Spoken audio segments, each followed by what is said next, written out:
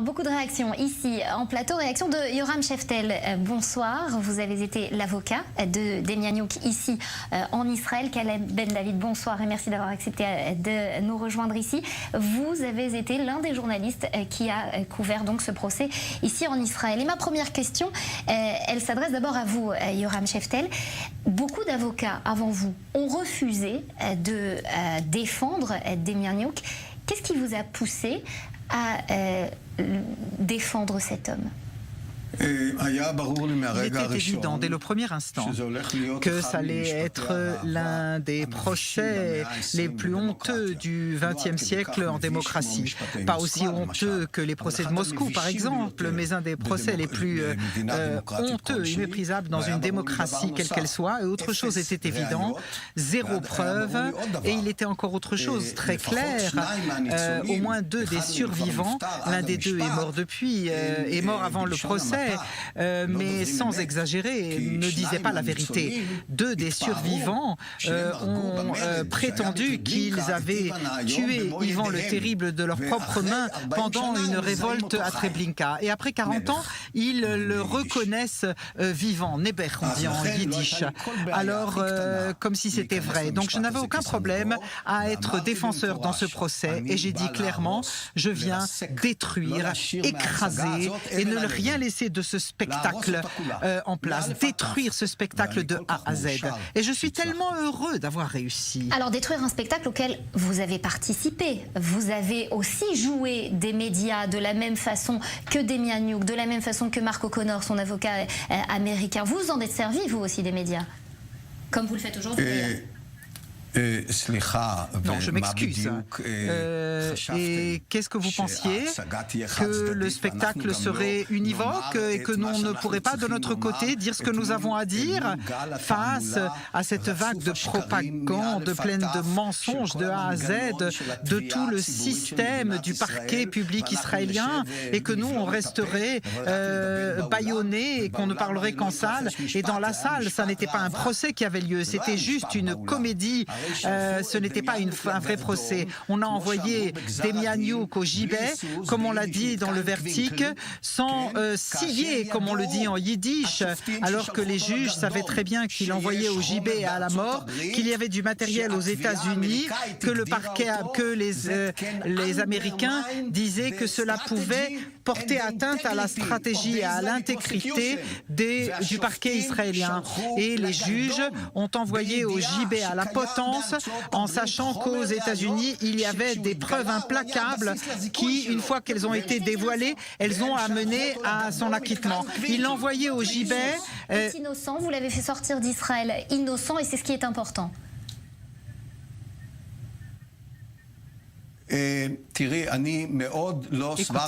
je ne suis pas du tout satisfait du verdict de la Haute Cour de justice.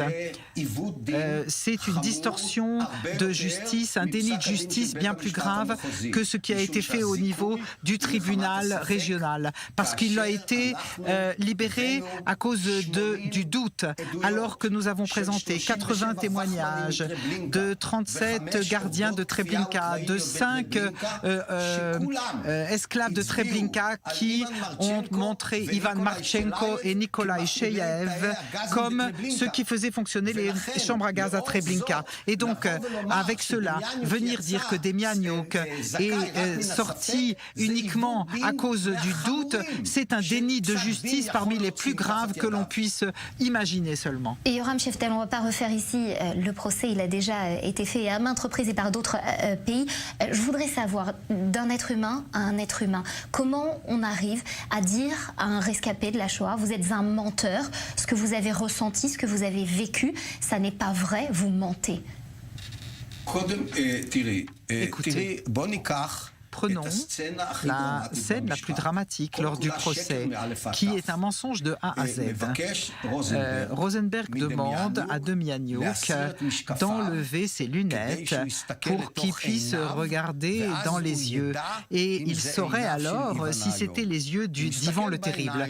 Il regarde ses yeux et dit en yiddish, ça c'est les yeux d'Ivan Grozny, l'assassin. Et tout est mensonge. Pourquoi? Parce qu'il n'y a personne au monde qui connaisse les yeux d'Ivan le Terrible mieux que Rosenberg. Les yeux de Demjanjuk sont gris-bleu, les yeux de Ivan le Terrible sont entre noir et à marron foncé. Il lui a regardé dans les yeux, personne dans le monde ne connaît mieux que les yeux. Comment ça vous parlez de moi?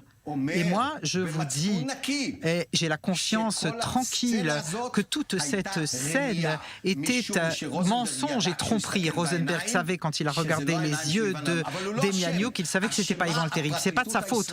La faute revient au parquet israélien. Qu'est-ce que vous voulez que dans un procès qui est là pour être comédie sur scène et diffusé dans le monde entier, ils disent en yiddish « Oh, c'est une erreur ».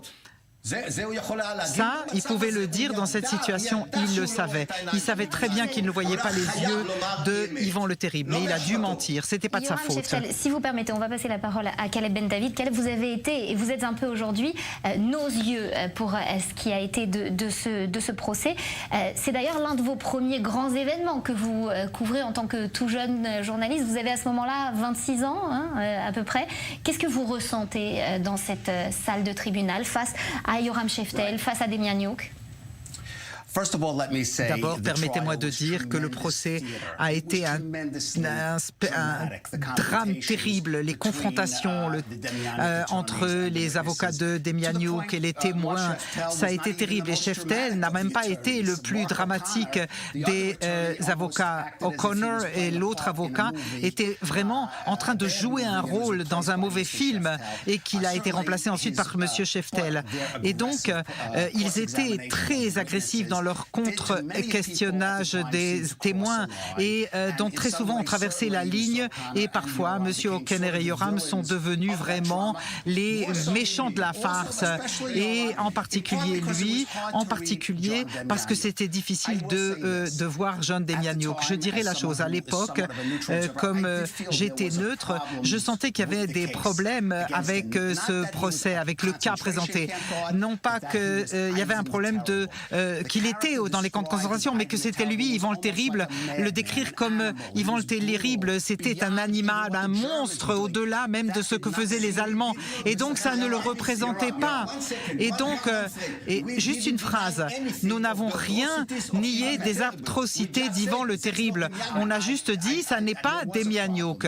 Et oui, il y a eu un problème parce que cette personne sur scène était quelqu'un qui semblait suivre des ordres. Il aurait pu être gardien de camp de concentration, mais pas ce que l'on décrivait comme étant Ivan le Terrible. Et donc, les choses étant ce qu'elles sont, je pense qu'il y avait des évidences, des preuves, cette carte d'identité, qu'il a été à Sobibor, garde de camp de concentration, mais il n'était probablement pas Ivan le Terrible. Israël a fait ce qu'il fallait faire, mais il a été déporté en Allemagne, il n'a pas été exécuté, il est mort en paix. Je pense qu'il a eu le jugement qu'il méritait, et même s'il y a eu des erreurs commises, certaine justice a été faite quand même. Le Travniki Card, c'est le bordereau de l'affaire Demjanjuk. C'est le bordereau de l'affaire Demjanjuk. C'est Ziouf. C'est donc un faussaire. Et le parquet israélien savait que c'était faux. Comment il le savait? En décembre 86, arrive le document Travniki d'origine en Israël. On envoie le spécialiste du parquet israélien, de la police, qui dit, pendant le procès, qui dit que c'est authentique. On envoie en Allemagne, dans le laboratoire fédéral d'Allemagne de l'Ouest, pour qu'ils donnent leur opinion. Est-ce que c'est un document d'origine ou pas? Oui, mais il y a un problème. Si cette carte était là pour décrire Ivan Demjanjuk comme Ivan le Terrible, pourquoi est-ce qu'ils n'ont pas fait une carte d'identité de Treblinka? Pourquoi ils l'ont fait seulement pour Sobibor et Travniki? C'est ça la logique étrange. Si vous voulez le dévoiler comme faussaire, alors faites-le sur Treblinka. Mais non, c'est pas ça le problème. Le problème, c'était simplement une mauvaise reproduction, une mauvaise fabrication. C'était un faux. Non, mais j'ai entendu vos explications au procès. Et ça, c'était pas la question. Non, mais vous me laissez pas parler. Laissez-moi parler. Je sais que vous aimez pas ce que je veux dire. Non, j'aime pas du tout, effectivement. Non, mais même si vous n'aimez pas ce que je veux dire. Donc, le document arrive en décembre 86 au parquet israélien. On envoie Amnon Betzaleli en Allemagne pour recevoir leur opinion. On donne cela au docteur Louis Ferdinand Werner, spécialiste numéro 1 dans le monde, pour identifier les documents nazis. Il regarde le document pendant 24 heures et dit « c'est une imitation non professionnelle du KGB ». Et il dit pourquoi. La photographie du visage et les uniformes, c'est un photomontage. Toute l'image est prise, la photo est prise d'un autre document. Les sceaux sur la photo ne correspondent pas au document. Et il dit aux spécialistes israéliens, laissez-le-moi encore pendant 24 heures, encore 10 jours, et je vous donnerai mon opinion complète. Et qu'est-ce qu'il dit? On laisse parler Caleb. Non, laissez-moi terminer. C'est encore 2 phrases que j'ai à dire. Et alors, le parquet israélien, l'avocat israélien, au lieu de laisser le document en Allemagne, reprend le document. Et qu'est-ce qu'il écrit, le docteur Werner allemand? Il écrit dans ce procès, la vérité n'intéresse personne. Tout sera mis à disposition des besoins politiques du parquet israélien.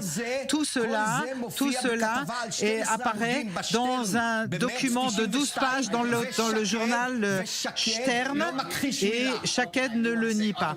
Écoutez, il y a d'autres experts qui disent autre chose. Ça ne répond pas à la question. Si c'était un faux document, pourquoi est-ce qu'on a fait un faux document sur Sobibor et pas Treblinka? Un autre aspect du procès et du problème pour Evan Demjanjuk, c'est qu'il ne pouvait pas donner une explication satisfaisante où est-ce qu'il était comme prisonnier de guerre allemand. Et donc là, avec cette carte, c'est ce qui a amené à sa déportation en Allemagne, à son expulsion vers l'Allemagne. Et c'est vrai que s'il était à Sobibor, à Trebnik, on ne sait pas ce qu'il y a fait. Et c'est donc les tribunaux israéliens ont compris qu'ils ne pouvaient pas le juger. Yoram Sheftel, s'il vous plaît, vous avez mis beaucoup, et on le voit encore aujourd'hui, beaucoup d'énergie, beaucoup de force pour ce procès. Et dans le même temps, vous étiez l'un des hommes les plus détestés du pays. On vous sait aujourd'hui aussi très polémique et très controversé. Ça ne vous a jamais dérangé? Non, alors vraiment pas. Vous étiez investi d'une mission. Non, moi, comme toute personne normale, bien entendu, j'aime quand on exprime à mon égard de l'amour.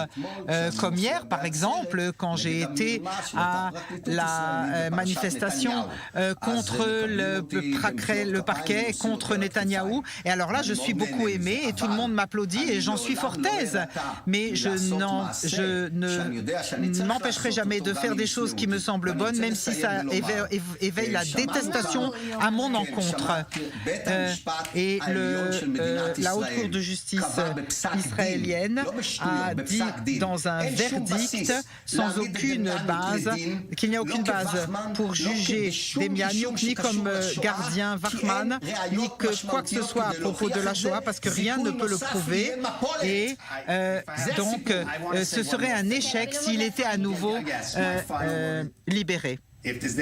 Alors, je veux dire simplement que les jeunes regardent cette série. Je parle avec des jeunes Israéliens. Cette série, c'est un mensonge. C'est désolé. Tout ce que j'ai dit n'est pas dans une série. Il faut regarder cette série parce que quand je leur parle et quand je leur raconte ce qui s'est parlé pendant le procès, ils disent « ne faites pas de spoiler comme si c'était une série télé ». Et ils ont déjà oublié ce que c'était. Donc, peu importe quel soit le résultat, il faut qu'ils comprennent ce qui s'est passé.